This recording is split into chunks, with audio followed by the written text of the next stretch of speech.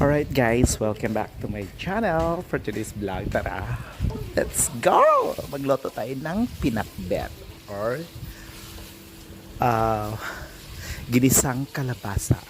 Lalagyan natin siya ng dahon ng kangkong. Char!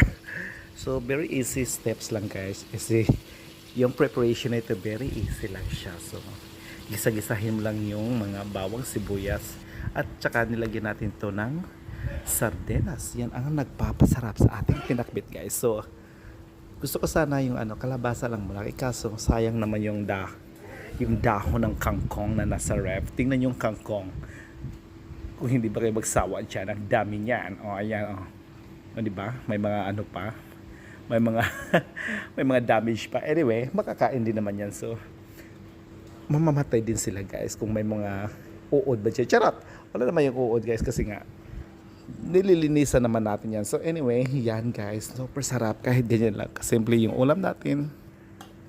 Tsak mabubusog na yung mga tiyan natin dyan. So ano pang hinihintay nyo? Char, magluto din kayo, mga hayop kayo, hindi puro hingi-hingi. Charot lang.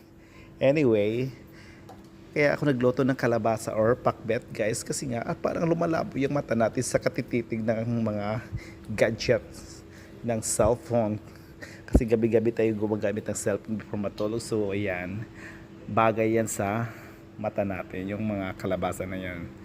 Kailangan natin guys, lagaan natin yung mga mata natin or katawan natin. So ayan, luto na yung kalabasa natin. So or pakbet, luto na siya guys. So di ba, ang bilis lang. So tara, kain na tayo. Enjoy. Ito lang pala yung dinner natin guys. Siyempre naman with rice yan. So ayan, thanks for watching guys, and hope you like my video. Please share if you enjoyed this video. Thanks for watching.